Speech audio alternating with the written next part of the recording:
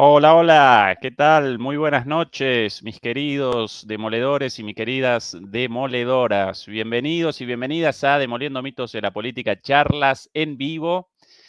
Charla número 30, una charla de lujo, de alguna manera una charla celebratoria, por diversas razones, entre otras porque pronto vamos a contabilizar 40.000 suscriptores y principalmente porque nos acompaña un amigo de la casa, un gran amigo y un gran analista político, a quien presento directamente sin más prolegómenos, el profesor Jesús López Almejo, conductor de el canal Tu Profe DRI y naturalmente investigador especializado en relaciones internacionales. Hola Jesús, ¿qué tal todo por ahí? ¿Qué tal, mi querido Ezequiel? Muchísimas gracias por la invitación para demoler los mitos de la política. Jesús, quería comenzar con un prólogo, porque cuando este canal recién comenzaba, y vos ya parecías como una superestrella, como un analista de renombre en YouTube. Nosotros desde acá comenzamos a establecer vínculos con distintos analistas, sí, analistas, investigadores, para poder aparecer en sus canales, para generar difusión de nuestro canal. Y la gran mayoría en ese entonces respondió negativamente, algunos incluso de mala manera, pero vos, Jesús, respondiste con muchísima generosidad, con muchísima humildad, nos participaste en tu canal y así aparecimos por primera vez en un espacio mucho más grande como el tuyo, y esa misma noche recuerdo que protagonizamos un salto de suscriptores, esa misma noche como 1000 suscriptores nuevos, lo cual para nuestro canal representaba un montón. Así que Jesús, quería comenzar con ese reconocimiento, ese agradecimiento, para que para todo el mundo de ahí aparezca claro que al otro lado de mi pantalla no solo aparece un gran analista de las relaciones internacionales, sino un gran tipo. Así que Jesús, siempre agradecido por ese gesto de generosidad de tu parte, che. Dicho esto, quería comenzar con el tema principal. Hoy vamos a presentar, Jesús, un tema, un macro tema, un tema grande, y a partir de ahí quiero que vayamos descendiendo en el diálogo hacia temas más específicos. ¿Cuál es el tema grande?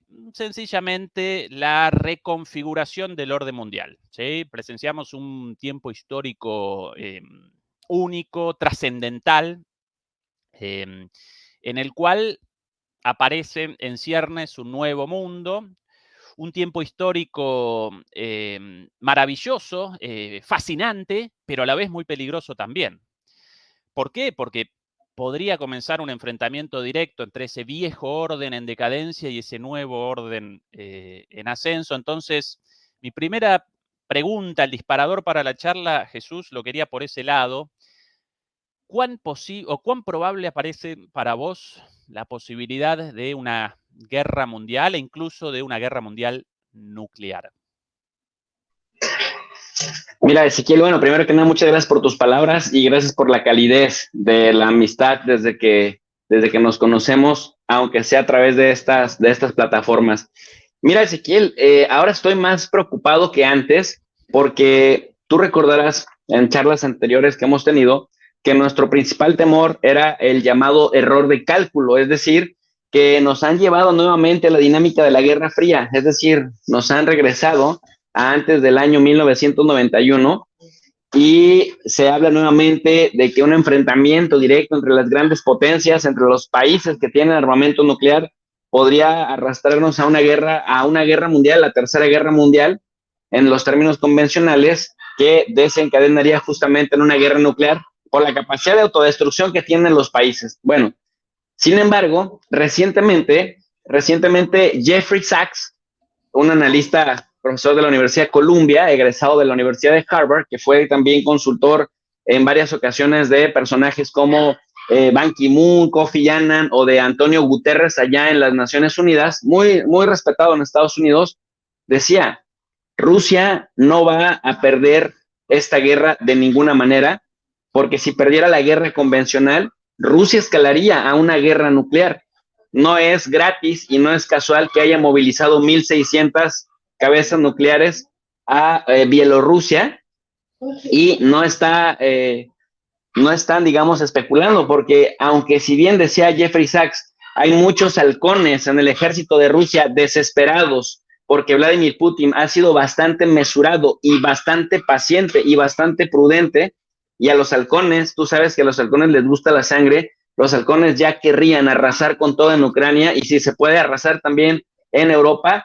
Putin ha sido mesurado y ha tenido la paciencia para observar las respuestas en Europa. ¿Por qué comento esto? Porque entonces decía Jeffrey Sachs, no creo que si Putin pierde la guerra convencional, porque no es nada más Rusia contra Ucrania, sino es especialmente los 31 países de la OTAN, más algunos de la Unión Europea que no forman parte de la OTAN, contra Rusia, y además Occidente, tratando de coercionar a otros países fuera de las áreas geográficas del Occidente para que también le bloqueen el camino a Rusia. Sin embargo, dice Jeffrey Sachs, Rusia no creo que cuando ya esté cercado en el Donbass diga, ok, nos hemos equivocado, nos regresamos a Moscú. No, por el contrario, dice, haría uso de las armas, por lo menos armas tácticas nucleares. Y entonces, una persona en mi canal me preguntaba, oye, profesor, ahora están hipotetizando con Jeffrey Sachs, ¿qué pasaría si Rusia pierde la guerra convencional?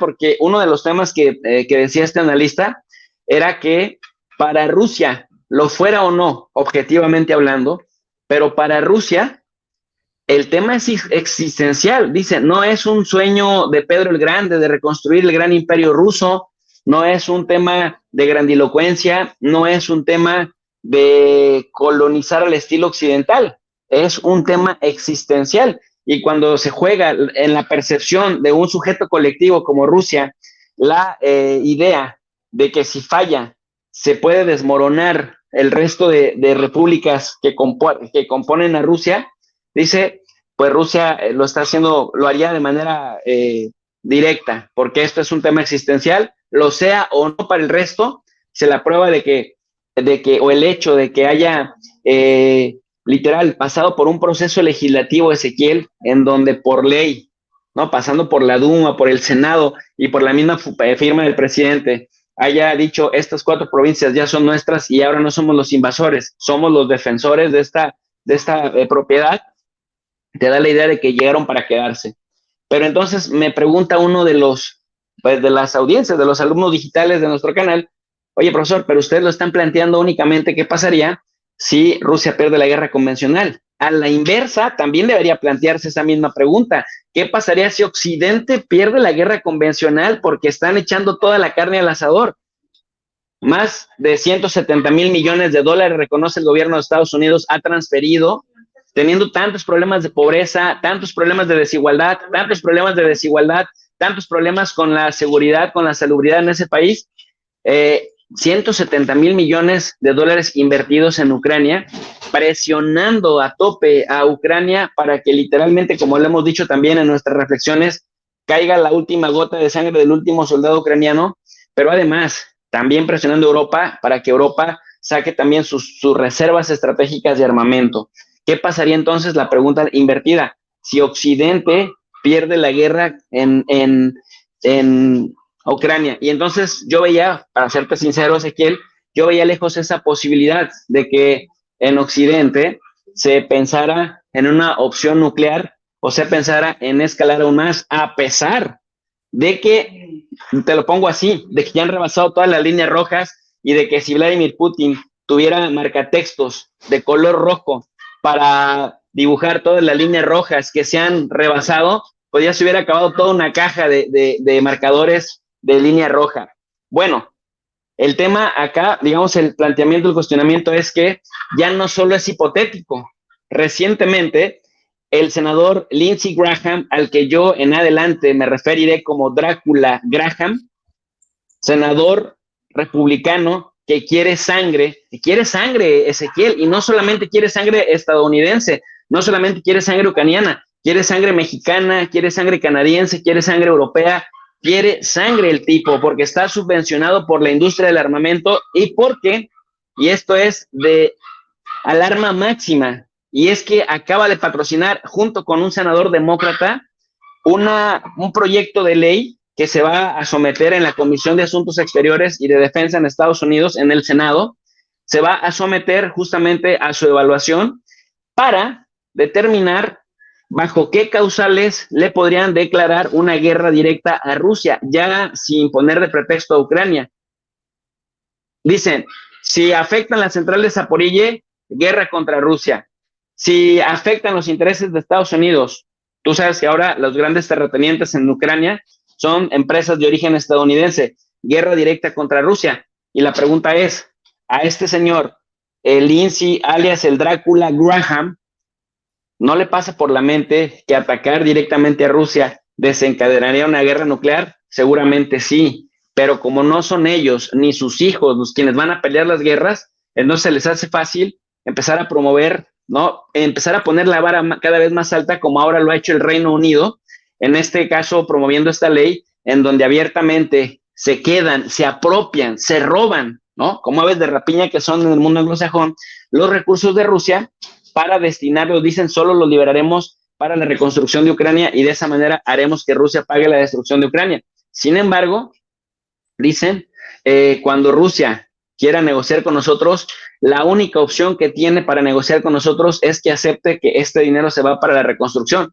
De tal suerte, pues, que es una negociación que no es negociación. Y cuando se habla siquiera de un poco de paz, es la paz que Zelensky diga, pero en realidad ni siquiera es la paz que Zelensky diga, es la paz que en Washington, particularmente en Washington, se acepte y se diga. Y ellos dicen, pues si no regresan Crimea, si no regresan los 4 oblasts que Rusia ya se anexó, no va a haber paz.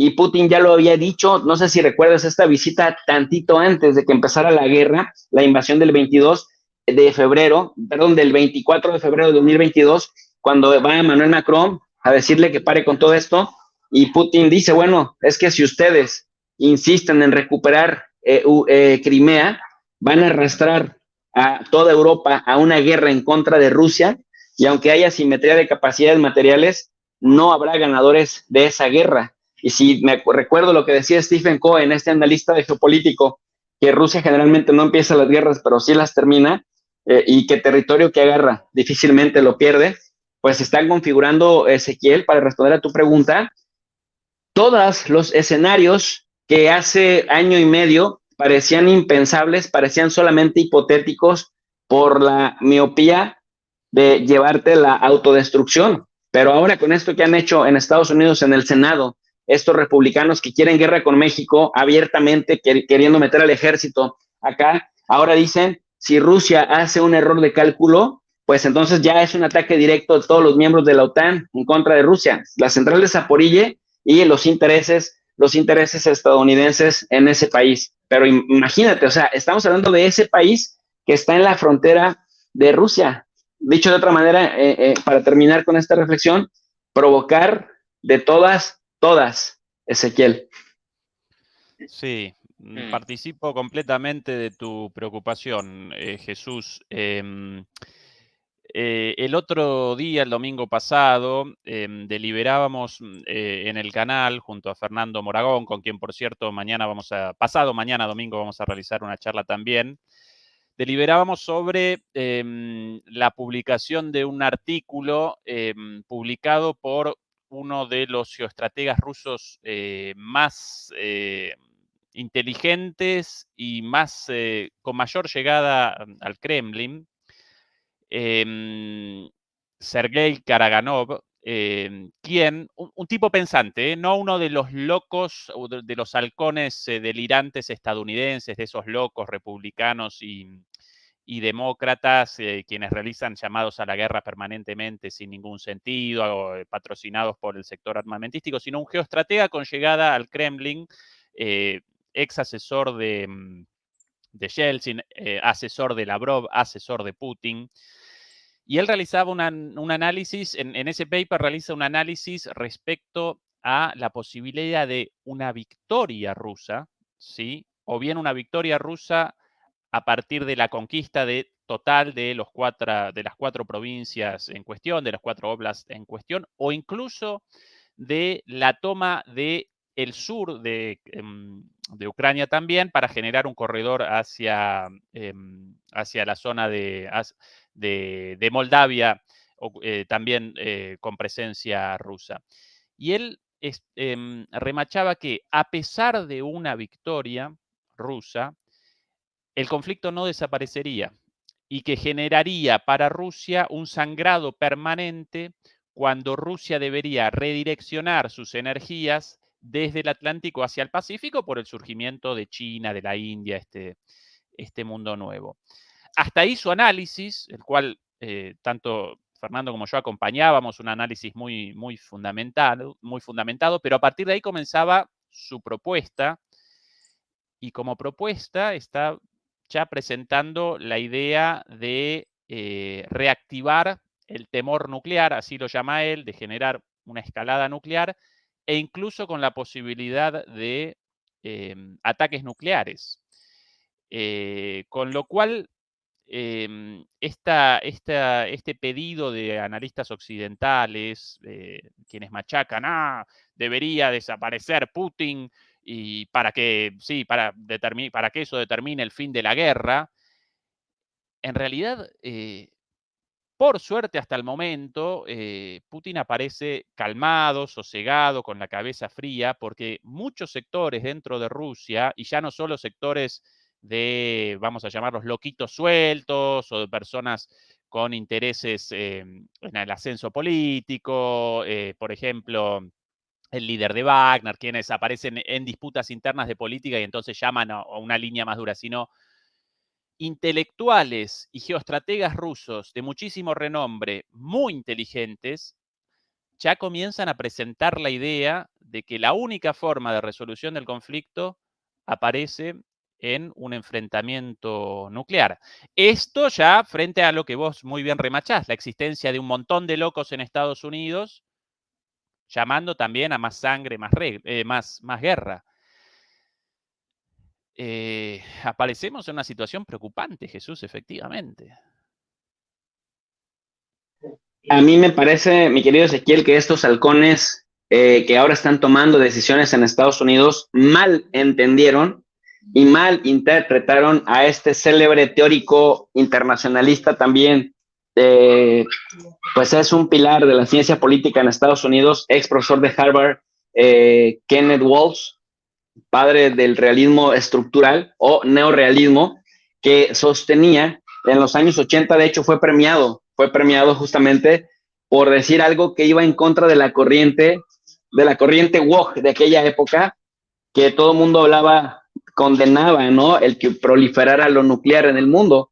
Y Kenneth Walsh decía que por el contrario, en los años 80, entre el 81 y el 84, y publicó al respecto por qué lo decía, decía él que la disuasión nuclear finalmente había evitado una guerra tan sangrienta, tan salvaje y tan mortal como la Segunda Guerra Mundial, porque las potencias ya no se enrolaban en grandes o en guerras grandilocuentes directamente, porque ya la capacidad de autodestrucción de la humanidad, gracias a la tecnología desarrollada para la muerte, para la necropolítica, había espantado incluso a las mismas élites que no se querían arriesgar a un error de cálculo. Muchos lo criticaron, pero a grandes rasgos decía, los países que no tienen armas nucleares se ven tentados y cuando entran, difícilmente pueden salir, a entrar a guerras o a involucrarse en guerras de desgaste que pues, suelen ser prolongadas, que suelen ser muy costosas económica, política y moralmente, y finalmente, a final de cuentas, quiero decir, no logran cumplir todos los objetivos. Entonces hay que tener claras dos cosas. Mientras Europa, porque me queda claro que en todos los escenarios Europa es la que pierde, y ahorita me voy a referir al tema de la disputa por el liderazgo de la OTAN. Mientras Europa siga accediendo incondicionalmente a todas las órdenes que les da el gobierno de Estados Unidos, Europa pierde en todos los escenarios porque tanto Reino Unido como Estados Unidos y Canadá ven a Europa como un jugador de segundo orden.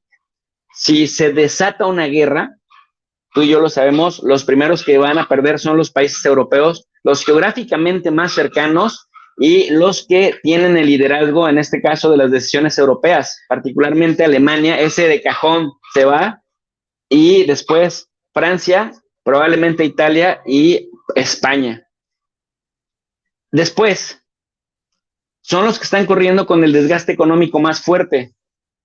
Sin embargo, son los que menos participarían de un beneficio económico en el, digamos, en el tema de las licitaciones para la reconstrucción de Ucrania, que suele ser, pues que suele ser bastante rígido, porque ahí Estados Unidos, lo hemos visto en Afganistán, lo hemos visto en Libia, lo hemos visto en Siria particularmente, lo vimos también en Irak, las constructoras, las grandes licitadoras, son las estadounidenses las que se llevan los jugosos contratos de la reconstrucción y también de la reingeniería institucional de los países dañados por las guerras, Ezequiel. Entonces, no le veo negocio por ningún lado. Pero lo que sí queda demostrado que en una guerra en donde hay posiciones maximalistas, en donde las dos partes enfrentadas quieren ganarlo todo, solo se exponen a que se prolonguen todavía más, a que se alejen los objetivos por los que dicen luchar y a que pues terminen las sociedades de los pueblos que están participando en estas guerras, queden rotas y marcadas por la violencia durante generaciones. Y ahí también tenemos bastantes ejemplos al respecto. Y una cosa más, mientras Europa siga invirtiendo en una guerra, mandando armamento viejo, mandando ropa vieja, mandando dinero que no necesariamente sea suficiente, Ezequiel, para darle la vuelta a la tortilla, es decir, para que la inercia de una segura victoria rusa sea diferente y que se convierta en una probable victoria ucraniana, mientras no se dé ese apoyo masivo, lo único que están prolongando y programando es la derrota catastrófica y sangrienta de Ucrania, sacrificando, digamos, al pueblo ucraniano, pero también económicamente hay una sangría en Europa que en el intento de subdesarrollar a Rusia están desarrollando a sus propios pueblos. Es algo que también hemos venido diciendo.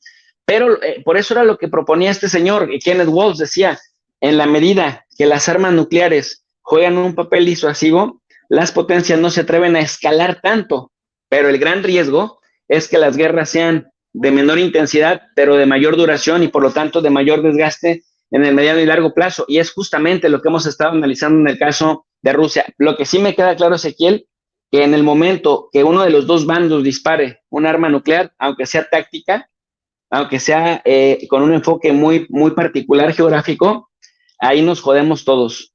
Y ese, digamos, es mi más grande temor. Sí, sí, de acuerdo completamente. En esta reconfiguración del orden mundial, Jesús, presenciamos un norte, un occidente cada vez más belicoso, cada vez más militarista. Quería en ese sentido presentar algunos documentos, algunos videos para que realicemos una reflexión, un comentario al respecto. En primer lugar, quería presentar el reporte de la CNN sobre el ejercicio militar aéreo Air Defender, defensor aéreo, por llamarlo en castellano, llevado a cabo aquí en Berlín, el ejercicio militar aéreo más grande de las Naciones Unidas, de la OTAN, por favor, de la OTAN desde, sí, desde la Guerra Fría, sin lugar a dudas. Quería comenzar por ahí como una demostración de que en esta reconfiguración del nuevo orden mundial, con un Estados Unidos, con un bloque hegemónico en decadencia y un bloque contrahegemónico en ascenso, ese norte, ese occidente aparece cada vez más belicoso. Y después quería que deliberáramos también, Jesús, sobre el rol de los medios, porque cómo presentan en CNN esto realmente llama mucho la atención. Bueno, acá presentan en inglés básicamente el ejercicio, aviones F-35, un ejercicio planificado para la simulación de una respuesta a un ataque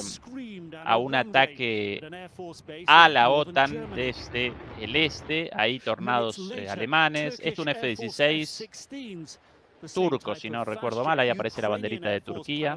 Estos los famosos F-16 cedidos a Ucrania. As NATO's largest military air exercise ever, Air Defender 2023 ramps up. 190 aviones de combate en Berlín, sobre el cielo de Berlín. 10.000 militares en este ejercicio. An exercise in interoperability. Estamos. And what about to Putin? Oh, bueno, ya esto, si no recuerdo mal, el jefe de el jefe de la Fuerza Aérea Alemana. Entonces comienza la entrevista con la declaración, estamos probando la alianza, e inmediatamente ya lo chicanea el periodista de la CNN. ¿Y qué con Putin? ¿Qué respecto a Putin, no? Y él responde, no, es para probar a la alianza, para probar a nuestro pueblo que somos rápidos, que podemos responder. Bueno, sí, ahí efectivamente Ingo Gerz, el nombre de este señor. Queremos probar que defendemos la alianza y que vamos a defender, bueno, hay aviones A-10, esos los aviones faltantes en la ofensiva rusa, los aviones dedicados al apoyo aéreo antitanques principalmente. To run until late June. The aim is to get pilots of NATO's different nations ready, should they need, to fight together, wingtip to wingtip. I'm a young lieutenant, so I bueno, have experience. Algunas entrevistas. Quería más adelante. El mensaje es no ambiguo, es directo. Esta es la entrevista de antes del ejercicio de la OTAN, pero por alguna razón el ejercicio presentado en conferencia de prensa por la embajadora de Estados Unidos aquí en Alemania, esta señora, la cual recuerda un personaje de Rick and Morty, ¿no? Toda operada. Bueno, más allá del detalle, esta es la declaración de la señora. Estaría sorprendida si cualquier líder mundial no toma nota de lo que muestra este ejercicio en términos del espíritu y de la fuerza de esta alianza. Y eso incluye a Putin. Una provocación directa, abierta. Sí, el ejercicio en contra de Putin, dicho así, en Berlín por la embajadora de los Estados Unidos, de alguna manera en contraposición a la postura del jefe de las Fuerzas Armadas, quien respondía ante la provocación del periodista, no, esto es un ejercicio de la OTAN, no en contra de Putin. Más allá de todo lo que representa este ejercicio, todo lo que connota este ejercicio, terminado ayer, si no recuerdo mal, el final de este ejercicio. Jesús, yo presencio en ambos bandos, pero principalmente en Occidente, en la OTAN, mayor belicismo siempre de los políticos que de los propios militares. Cuando deben responder preguntas o aparecen entrevistados por una prensa abiertamente belicista, y Putin, ¿sí? Los militares responden con mucho, de todos los bandos, rusos, ucranianos, estadounidenses, responden con mucho más recaudo que los políticos con un guerrerismo, un belicismo, una inconsciencia verdaderamente indignante. ¿Qué interpretación realizás de este ejercicio, Jesús, de este belicismo general de Occidente? ¿Cómo lo conceptualizás esto? Mira, primero señalar que tienes toda la razón cuando dices que los políticos civiles tienden a ser discursivamente más belicistas que los militares de carrera. De hecho, si lo vemos en Estados Unidos, Joe Sleepy Biden es un verdadero halconazo, ¿no? Aunque demócrata, decían, es que es una paloma disfrazada, más bien, es un halcón disfrazado de paloma. Da ternura ahora que ya está viejito, y da pena que se cae cada ratito y que se le olvidan las cosas cada 3 palabras, pero cuando tú escuchas sus discursos de los años 90, de los años 80 o de la primera década de los 2000, el tipo solo habla de matar, matar, matar, enviar misiles, enviar armas, bases militares, destruir a los terroristas aquí, destruir a los comunistas allá. Él dice orgulloso que se jacta de haber dado la aprobación para el bombardeo de Serbia cuando era senador, etc. Es decir, tiene un discurso muy enfocado en la destrucción a través de la guerra convencional de otros, pero en contextos asimétricos, Ezequiel. Ahora vemos a Antony Blinken. Antony Blinken es hijo de un judío constructor de asentamientos ilegales en Palestina ocupada, y trabajan con lobbies, Ezequiel, que bajan recursos para ayudar a las fuerzas de defensa de Israel. O sea, ya verás entonces de dónde viene toda esta lógica de la destrucción a través de la guerra convencional. Si seguimos acercándonos a Sullivan, a Mallorcas, etcétera, son civiles que, en pocas palabras, no van a pelear las guerras que provocan y que potencian, ni ellos ni sus hijos. Por eso no les duele la sangre ajena, no les duele la sangre de los que sí van a ir a quedarse como desaparecidos en los bosques, en los mares, de donde se libran estas grandes y horrorizantes batallas, porque cada vez con la capacidad destructiva, la tecnología de la guerra, pues es más fácil que en ciertas jornadas determinadas se muera más gente. Mira, lo decía Vladimir Putin recientemente. ¿Tú recuerdas que hace como a inicios de junio del año 2023, tú y yo tuvimos una conversación en mi canal? Yo le había intitulado Inicia la contraofensiva ucraniana. Tú me decías que no creías que hubiera iniciado, pero Vladimir Putin recientemente dijo, la operación ucraniana de contraofensiva inició el 4 de junio, de acuerdo a lo que dice nuestra inteligencia, solo que ya los estábamos esperando. Y como ya los estábamos esperando, les hemos destruido más de 640 coches blindados, más de 245 tanques, Leopard, Challenger, Bradley. O sea, ahí lo que presumían los británicos, los alemanes y los estadounidenses que haría la diferencia en la contraofensiva, prácticamente los estuvieron pulverizando. Y para que no pueda torcer la corporación, la media corporativa, la noticia, entonces estuvieron documentando a través de videos cómo con artillería, con minas antipersonales, con drones de larga distancia, estuvieron prácticamente desangrando al ejército ucraniano, que ha perdido entre unas 5 y 10,000 personas nada más, ni siquiera lo que va de junio, nada más en los últimos 8 días, considerando que estamos teniendo esta conversación el día 23 de junio, es decir, de mediados de junio al 23 de junio, ha muerto una cantidad inverosímil de personas, porque aunque sean soldados, muchos de ellos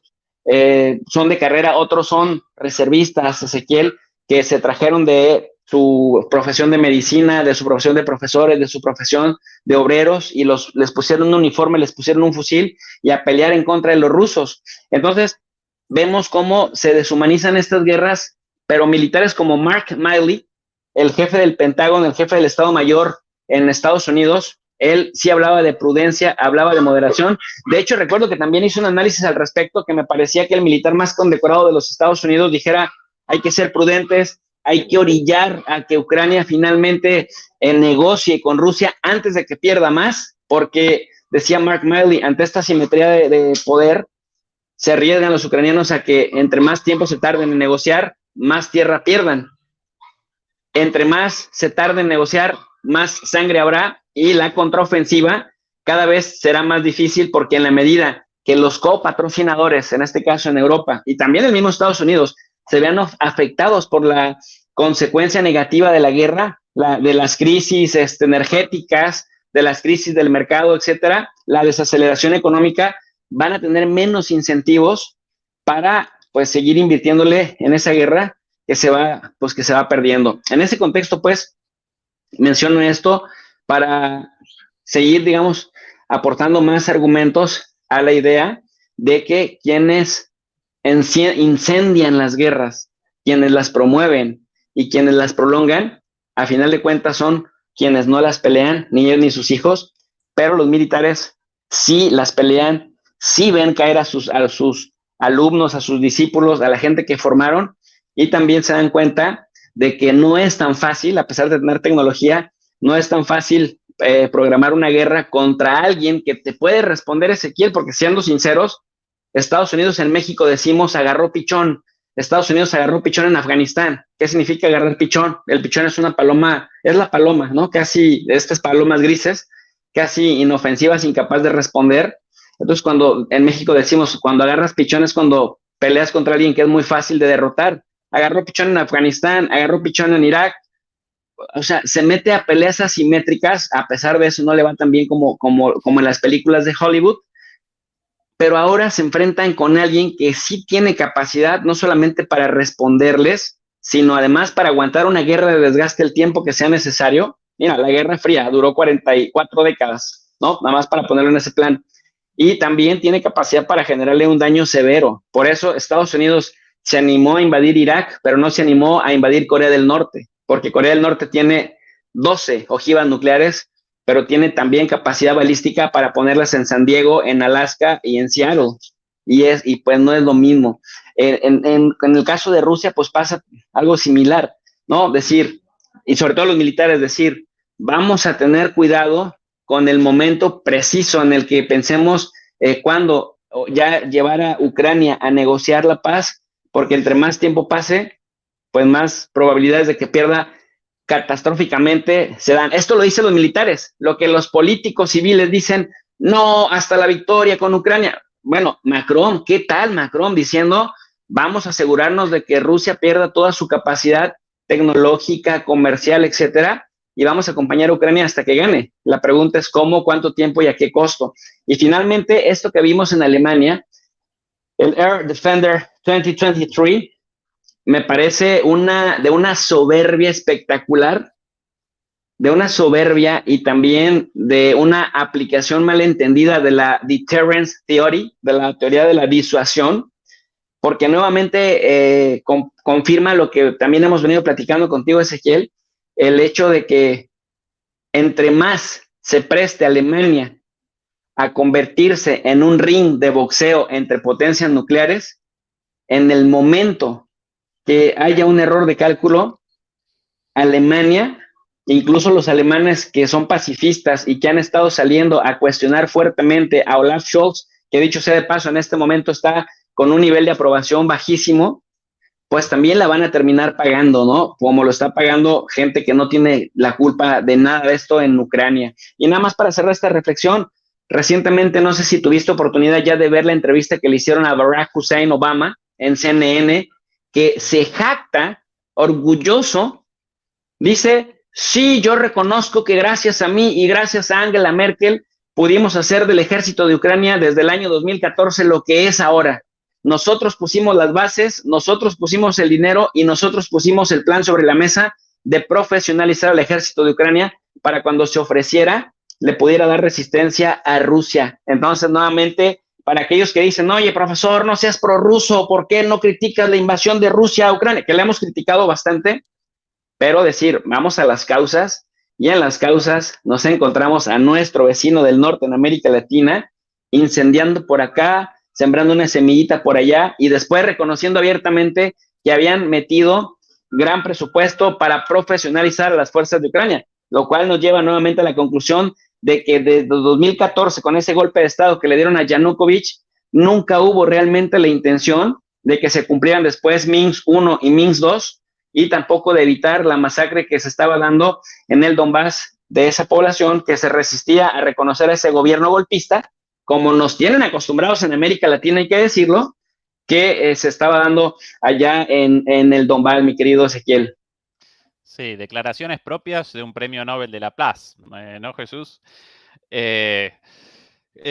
Jesús, respecto a esto de los militares, recuerdo que todos los analistas militares serios a ambos lados del conflicto, incluso en Occidente, realizaban un diagnóstico similar. La eventual ofensiva ucraniana aparecía condenada al fracaso debido a la falta de apoyo aéreo, la falta de artillería al nivel de la artillería rusa, la falta de sorpresa, la preparación de los rusos, la falta de personal. Bueno, todo lo que presenciamos ahora de manera trágica con la muerte sistemática de soldados ucranianos y algunos recogidos de las calles directamente por la fuerza, quizás el único factor no previsto por los analistas militares como un factor determinante y finalmente también un factor muy importante en esta cuestión, el factor de las minas y de estos sistemas de minas lanzables, de manera que en el retroceso, cuando las tropas ucranianas colisionan con la línea de defensa y comienzan a retroceder porque no pueden, aparecen minas detrás de ellos, lanzadas por encima de ellos, con lo cual aparecen campos minados. Excepto ese factor, porque este tipo de armamento apareció en los últimos años, excepto ese factor, todos los analistas militares, incluso los analistas militares estadounidenses serios, vaticinaban esto y por ende llamaban a abandonar la locura de una ofensiva así, y por presión política de Estados Unidos, de la OTAN, incluso, bueno, naturalmente del gobierno ucraniano también, ahora aparece esta situación, ¿no? Una carnicería con víctimas todos los días, miles de personas, en última instancia, de ucranianos muertos. Recuerdo también, por ahí aparece alguna dificultad técnica en la conexión de Jesús, así que recuerdo mientras tanto también que con respecto a Bakhmut, los generales estadounidenses y ucranianos llamaban a que Ucrania retrocediera estratégicamente en Bakhmut, como había retrocedido Rusia en Gerson, en lugar de presentar una resistencia sin ningún sentido, solamente generando muerte y bajas humanas y bajas en cuanto a armamento, naturalmente, también retrasando sencillamente lo inevitable. Bueno, los generales llamaban a un retroceso estratégico y por decisión política de Estados Unidos, de la OTAN, de Zelensky, bueno, eh, Ucrania respondió a cara descubierta, a golpe y golpe, hasta la conquista de Bakhmut con pérdidas tremendas, ¿no? No solamente en términos humanos, sino también en términos militares. Respecto a lo que al muy buen planteo de Jesús sobre Alemania y sobre el, el, el lugar de Alemania como perdedor en todos los escenarios posibles frente a esto, no solamente aparece la cuestión económica y militar, ¿sí? Porque en el caso de un enfrentamiento directo entre Europa y Rusia, Alemania aparecería como el primer objetivo, sin lugar a dudas, sino que incluso en términos de política interior, hoy día, por primera vez en la historia alemana, el partido AfD de extrema derecha ya aparece en segundo lugar en las encuestas, ¿sí? Algo con lo cual machacamos acá durante meses, que toda esta situación, este enfrentamiento innecesario, provocado, con consecuencias trágicas para Europa y sin intentos, sin tentativas diplomáticas de resolución de este conflicto, bueno, que esto generaba para Alemania problemas muy grandes y que en términos políticos esto maximizaba las chances electorales de la extrema derecha, así como en el resto de Europa la extrema derecha capitaliza políticamente, capitaliza esto y aparece en auge. Bueno, en Alemania hasta el momento no tanto, debido a la historia de Alemania, pero ya en las últimas encuestas de la semana pasada, por primera vez la extrema derecha ya aparece en segundo lugar. ¿Sí? Hasta ahora nunca ningún otro partido había podido eso, siempre los dos partidos principales, el Partido Conservador, la Democracia Cristiana de Angela Merkel, y por el otro lado el Partido Socialdemócrata, el partido del presidente Scholz, siempre ellos en primero y segundo lugar. Ahora por primera vez el partido de extrema derecha AfD en segundo lugar, con lo cual, además de los problemas económicos y militares para Alemania, también políticos con el auge de la extrema derecha, nada más y nada menos con Alemania, con la historia de Alemania.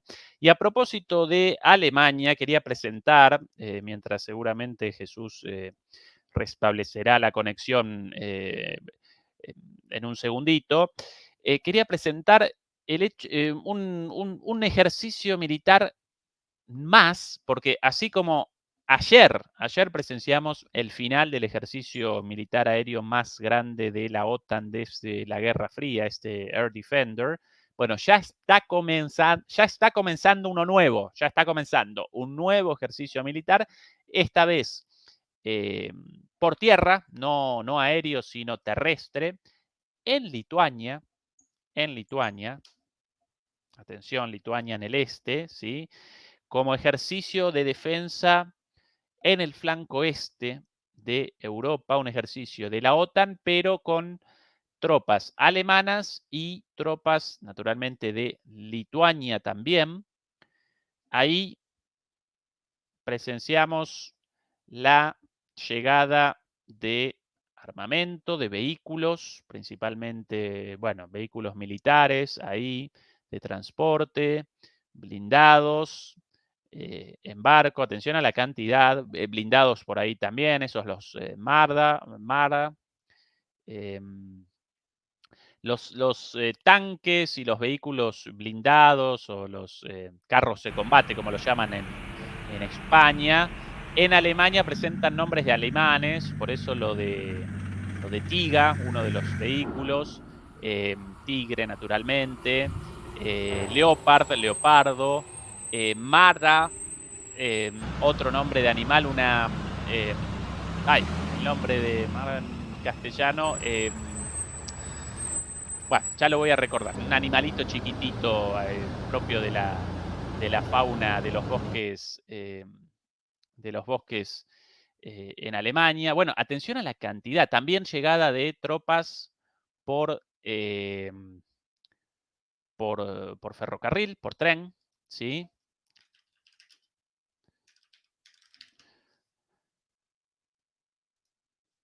Ahí, Marta es el nombre, sí, bastante parecido. Una Marta es el nombre de los vehículos blindados alemanes. Marta, así llamamos en castellano a estos pequeños animalitos. Qué imágenes tremendas, ¿no? Vehículos blindados alemanes llegando a otro país europeo. Recuerdan lo peor de la historia de Europa, verdaderamente. Bueno, también hay por ahí excavadoras para la fabricación de trincheras. Es un Leopard ahí, clarito.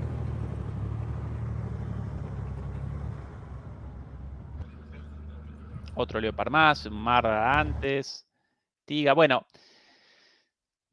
esta otra imagen más de la realidad actual y de este norte en decadencia, pero cada vez más violento, cada vez más beligerante, cada vez más hostil. En ese contexto también quería también presentar otro video más. El video de un ataque con misiles Storm Shadow, estos misiles cedidos por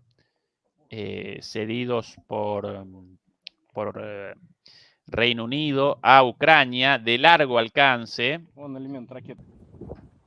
Ataque a uno de los puentes de Crimea, no el puente de Kerch como antes, sino uno de los dos puentes conectando la península de Crimea antes, no la península de Crimea con la Rusia territorial, sino la Ucrania territorial con la península de Crimea. Y ahí presentan los investigadores rusos las partes del misil encontrado, efectivamente, de misiles Storm Shadow, pero fabricados en Francia. Recordemos que el misil Storm Shadow en realidad representa un misil franco-británico desarrollado en colaboración. Para esas cosas, bien, ¿no? Como que para la colaboración europea en el desarrollo de estas cosas, ahí sí la colaboración bien, para la muerte, nada más. Después peleas por todos lados. Bueno, misiles desarrollados en parte por la empresa Matra francesa y la empresa BAE Systems de Gran Bretaña, pero estos cedidos por Reino Unido, efectivamente, pero fabricados en Francia. ¿no? Y utilizados para infraestructura civil. Recordemos que cuando algún misil ruso genera un impacto en infraestructura civil, inmediatamente, con toda razón, los grandes medios reaccionan indignados. Bueno, acá también infraestructura civil, un puente. Un puente y después la OTAN rechaza la participación directa en el conflicto. Acá presenciamos un ataque a infraestructura civil en Crimea, bajo control ruso, llevado a cabo con fuera, bien lejos del frente de batalla, bien lejos, a cientos de kilómetros, llevado a cabo con misiles cedidos por Reino Unido, pero a la vez fabricados en Francia.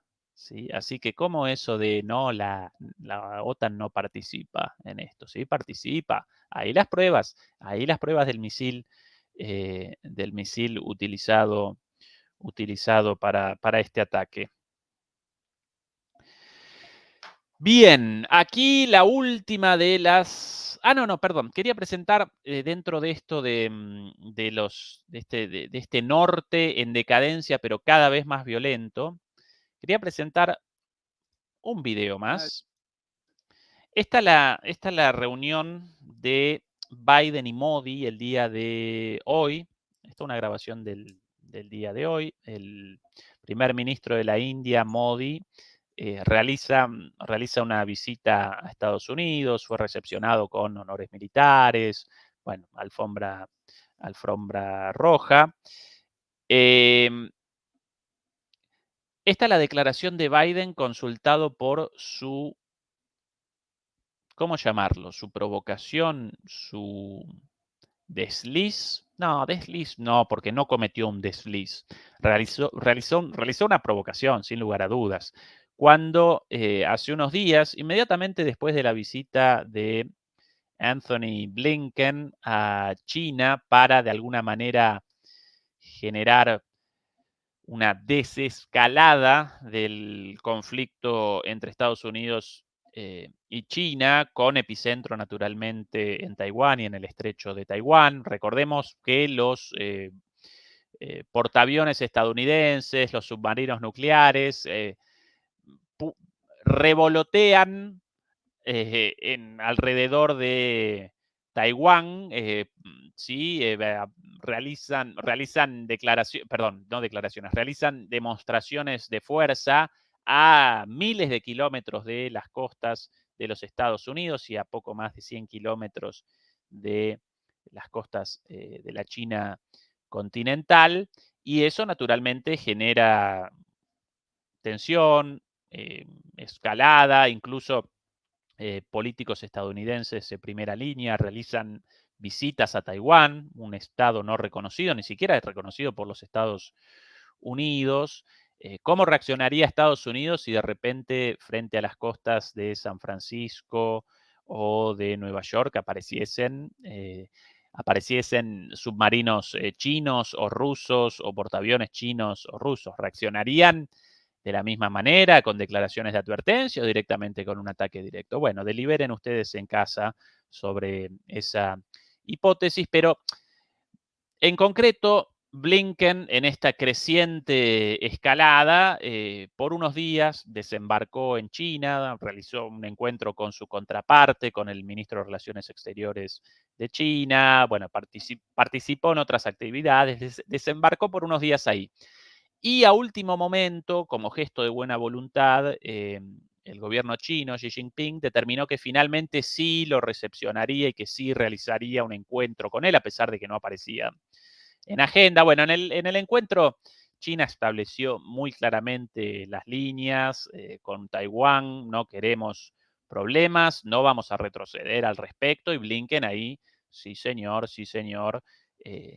convalidó la posición de China, recordó la posición oficial de Estados Unidos de reconocimiento de la China continental como la China, la única China, bueno, la idea de una sola China como Estado, incluyendo también, naturalmente, en algún momento a Taiwán. De alguna manera capituló frente a Xi Jinping, pero a los pocos días, si no recuerdo mal, al día siguiente, Biden, en un acto proselitista, realizó una declaración, realizó una provocación abiertamente, caracterizando a Xi Jinping como dictador, así, directamente, ¿sí? No fue documentado en video el momento de la declaración, pero sí apareció en los reportes de todos los medios, incluso de medios cercanos al gobierno.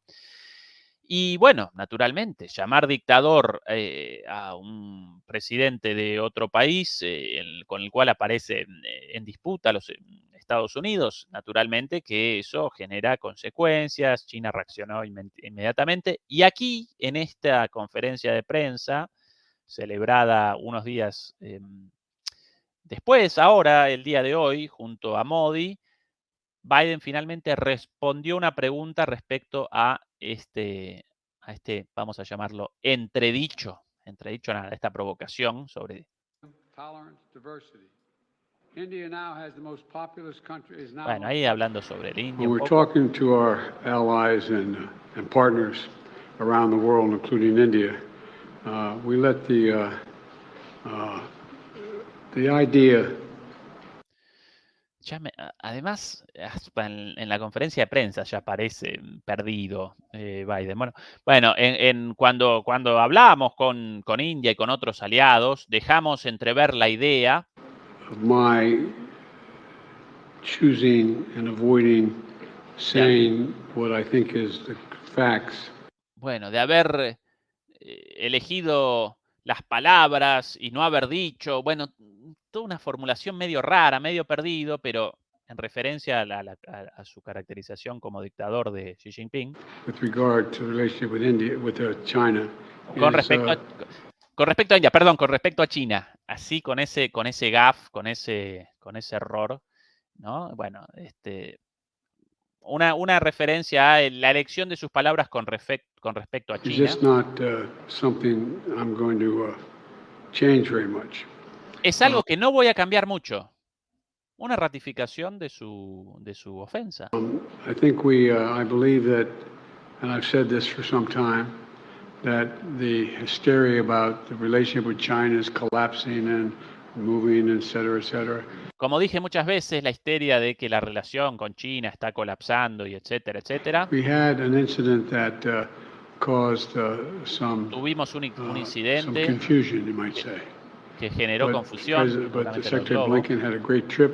Pero más allá de eso, Blinken tuvo un gran viaje a China. To be meeting with President Xi sometime in the future. Y voy a seguramente a encontrar al presidente Xi en el futuro. I don't think it's had any real consequence.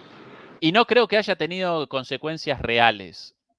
El dicho de la caracterización de Xi Jinping como dictador, ¿sí? Todo esto dicho con muchísimas dudas, ¿no? De manera entrecortada, sí, como una persona con la cabeza, cuando ya la cabeza no te acompaña mucho, así dubitativo, pero además comienza una oración, después otra, una encima del otro, todo mal formulado, pero eso, básicamente, cuando reactiva la neurona, no rectifico, ¿sí? Esas son las palabras de él, no abandono mi caracterización, y aún así, esto no debe haber generado muchas consecuencias. Esas las palabras de Biden, ¿no? Efectivamente, hoy a veces genera penita esta situación, pero cuando reactiva la neurona, como que sí, recuerda su rol de halcón inmediatamente. Yo acá, mientras tanto, con algún mensajito para Jesús, seguramente que él ahí en su casa, ahí desesperadamente realizando intentos para restablecer la conexión. Presento entonces, avancemos al próximo tema sobre el cual quería deliberar con Jesús. Hasta acá presentamos elementos relativos a la creciente belicosidad de ese norte en decadencia, de ese viejo orden mundial en decadencia, cada vez más belicoso, cada vez más más guerrerista. Presenciábamos las imágenes del ejercicio militar aéreo Air Defender aquí en Berlín, después el inicio de un nuevo ejercicio en Lituania, el ataque al puente en Crimea con armamento occidental fabricado en Francia, nada más y nada menos, y esto, ¿no? La provocación a China y después no rectificar.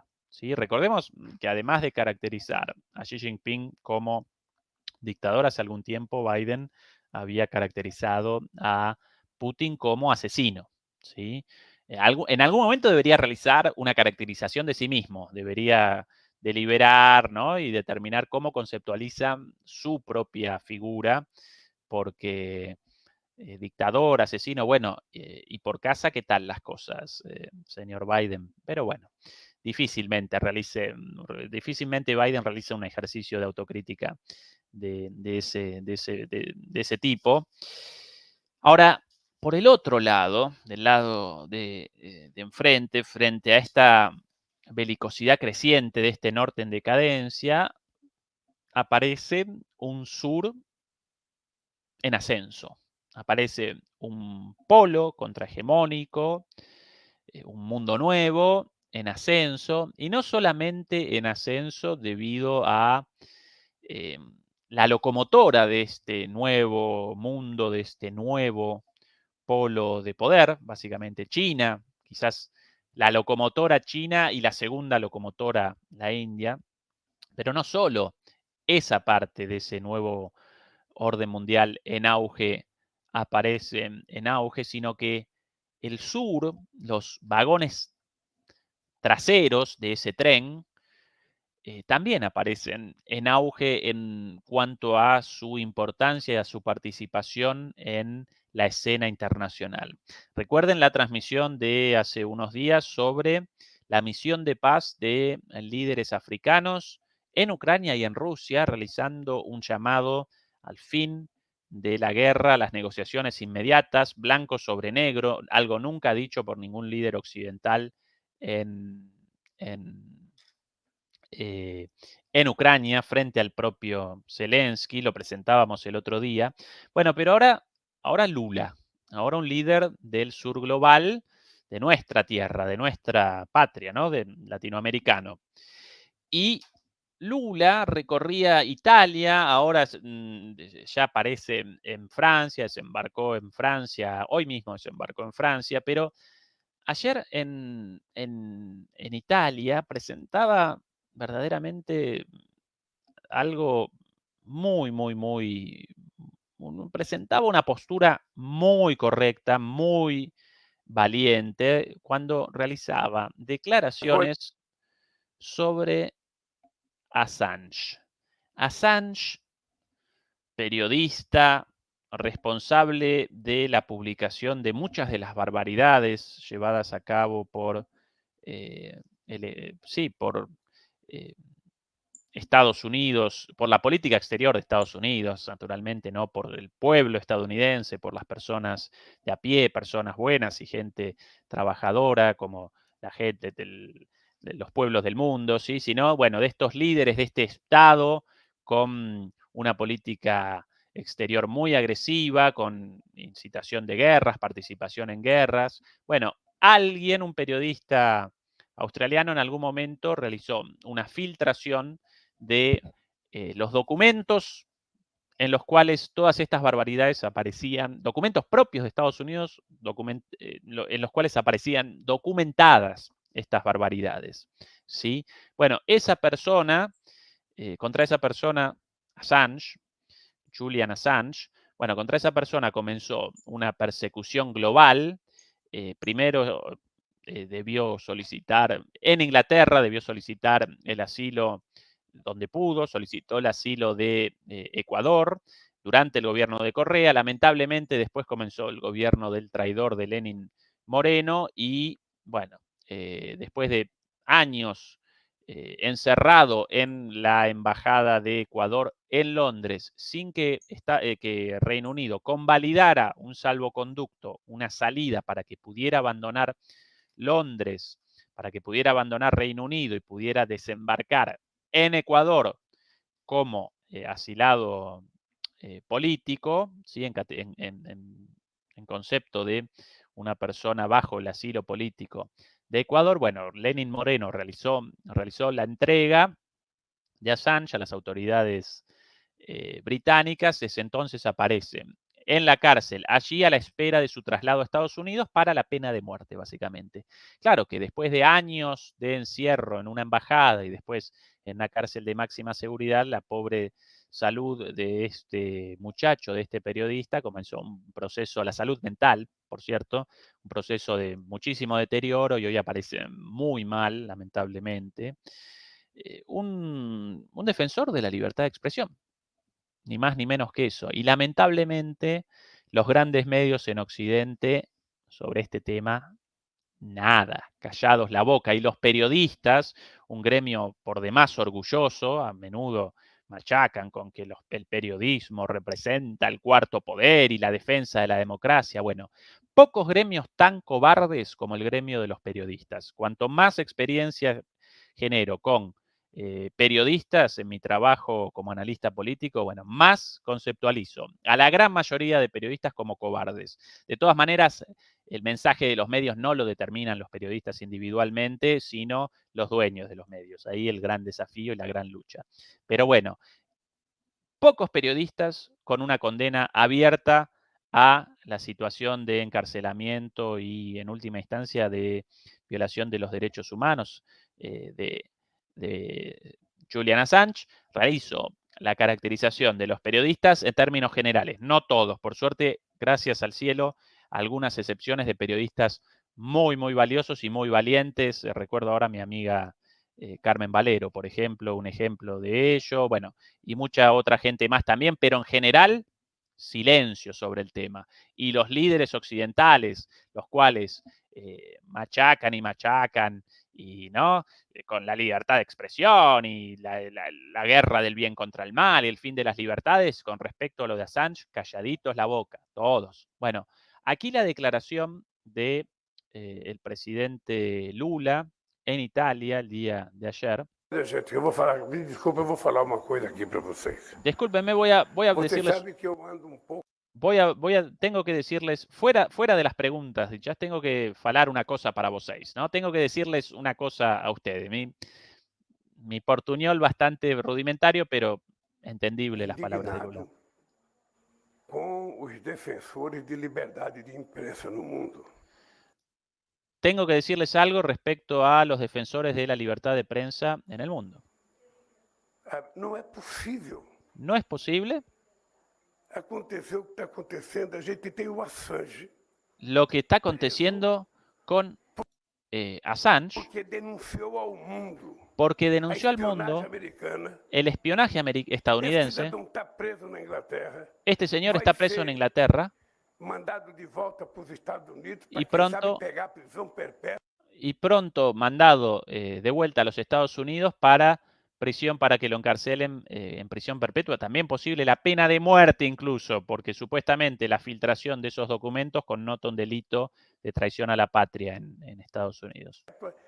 E eu não vejo nenhuma manifestação da imprensa em defesa da liberdade de imprensa. Y yo no veo ni una manifestación de la prensa en defensa de la libertad de prensa relativa a lo de Assange. Qué lindo este cachetazo así a los lamebotas dedicados, los mal llamados periodistas, porque eso no verdaderos periodistas, los verdaderos periodistas con posturas dignas y verdaderamente defensores de la libertad de prensa. É inacreditável. Es Nem o jornal increíble que publicou a matéria que ele publicou defende ele. Es increíble que el próximo diario que publicaba las filtraciones de Assange, hoy ni siquiera ese diario lo defiende, ese diario, ese matutino, ¿no? O nome disso chama-se covardia. El O que nombre o de esto se Assange llama fez cobardía. merece respeito e elogio de qualquer jornalista da face da terra. Y Assange merece el respeto de cualquier periodista sobre la faz de la Tierra. Ele teve a coragem de Él divulgar tuvo el coraje de que os divulgar Estados Unidos fazia espionagem que Estados Unidos hacía no espionaje Brasil, na en presidenta Brasil Dilma, na con Dilma, Cristina na Argentina, con Cristina en na Alemanha Argentina, da Angela Merkel. con Merkel en Alemania. Recuerden el teléfono, el celular de Merkel intervenido por los servicios de inteligencia. Eso acá, calladitos la boca, todo el mundo calladito la boca, como también calladito la boca con la voladura del Nord Stream 1 y el Nord Stream 2, ¿no? Você disse foi denunciado. E por conta disso, esse cidadão foi preso e vai ser extraditado para os Estados Unidos e a imprensa está calada. Bueno, y fue denunciado y será extraditado a los Estados Unidos y la prensa está calada, ¿no? Callada. Então, é importante Entonces es importante que os companheiros jornalistas que los compañeros possam, periodistas enquanto é tempo, a gente tentar pedir pelo menos para soltar o cara. que hagan manifestaciones cuál para es- que pidan la liberación del muchacho, de O Assange. crime que ele cometeu. Qual foi o crime que o ¿Qué Assange crimen cometeu? cometió? ¿Cuál fue el crimen que Foi él o cometió? crime de denunciar El de denunciar abuso, abusos sabe, da espionagem americana del espionaje contra outros países estadounidense do mundo. contra otros países del mundo. Inclusive espionagem contra a Petrobras. Incluido espionaje contra Ahí está. Petrobras. Recordemos que dentro de las filtraciones, de esos famosos Wikileaks también, documentos sobre el espionaje de Estados Unidos contra Petrobras, bueno, por la importancia de Petrobras como productor global de petróleo, la principal empresa brasilera y mixta con participación estatal en su capital. Desculpa dizer isso, mas eu estou Dis- dizendo isso em todas as entrevistas coletivas. Disculpen que diga esto, claro, porque esto dicho sin una pregunta respecto a esto, pero lo quería decir porque hago muchas entrevistas, pero nunca me preguntan por esto, entonces quería Eu decirlo estou en esta indignado declaración de com prensa. a Estoy falta de indignado. solidariedade Es- a um jornalista Estoy indignado por la falta de solidaridad con un que está sendo periodista, vítima, porque víctima, denunciou o que todo jornalista lo que bueno, un periodista víctima que denunció lo que todo periodista debería denunciar. Bueno, compañero Luis Ignacio. Bien, Lula, bien, Lula. Sí, a ese Lula queremos, es el Lula de los primeros años, el Lula ese, el obrero metalúrgico, ese Lula fuerte de izquierda, con cambios profundos, no el Lula del PT de los últimos años antes de la llegada de Bolsonaro, amilanado, dulcificado, ¿no? En nombre de no generar confrontación cada vez más hacia el centro, y eso determinó finalmente el auge de esta extrema derecha y el propio encarcelamiento del bueno de Lula. Así que bien Lula ahí. Lo quería presentar esto más allá de la cuestión de Lula como parte de un contexto, ¿sí? de un escenario internacional en el cual esto de Lula representa una expresión. Lo del otro día, los líderes africanos en Ucrania y en Rusia como promotores de la paz, como misión de paz, lo que no puede Europa, lo que no pueden los países del norte, los cuales antes determinaban dónde la guerra y dónde la paz, bueno, ahora lo motorizan países africanos. Y esto, más allá de lo simbólico y más allá de que por el momento, sí, claro, el otro día, por ejemplo, aparecían preguntas entre los seguidores, entre los demoledores y las demoledoras respecto a, bueno, ¿qué poder real presenta África para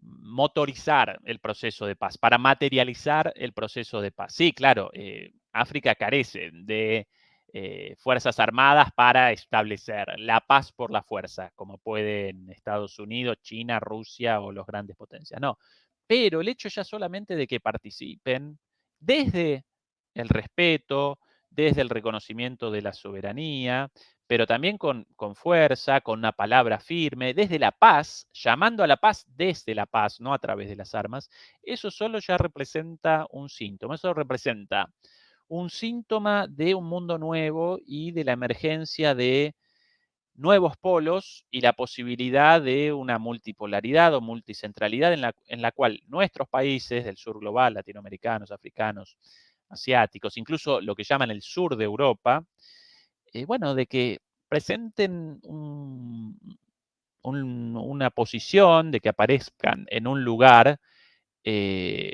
distinto, de poder, de ejercicio del poder real, de promoción de la paz, de representación de los de abajo realmente en las arenas de poder y de disputa internacional, ¿sí? Así que ese otro elemento, evidentemente el bueno de Jesús sin conexión de ningún tipo, porque no pudo reaparecer, no pudo reaparecer hasta ahora. Así que presentamos nosotros por acá las cosas, lo que queríamos, los temas sobre los cuales queríamos deliberar con Jesús. Quizás como último tema para esta transmisión, ya que estamos últimamente deliberando sobre temas peliagudos, temas difíciles, incluso la posibilidad de una guerra mundial entre la OTAN y Rusia, o entre la OTAN y China, o una escalada nuclear. Siempre quiero sobre el final, de alguna manera, redondear con un poco de humor, aunque por lo general muchas veces estos videos, estos documentos humorísticos de la realidad política también, a veces generan más preocupación que otra cosa, porque, bueno, aparecen los líderes mundiales en situaciones más que cómicas, tragicómicas. Pero bueno, esta es la última de nuestro amigo, de Sleepy, también conocido como el señor Burns, en la visita de Modi, del primer ministro Modi. Cometió un pifie también por ahí en otro momento. Llamó al primer ministro Modi, lo llamó presidente, y después rectificó: uy, señor primer ministro, le bajé el rango. Bueno, lo reacomodó con un chiste, eso. Pero acá, en el momento de la declaración frente a la Casa Blanca, comienzan los himnos. Y comienza el himno de la India.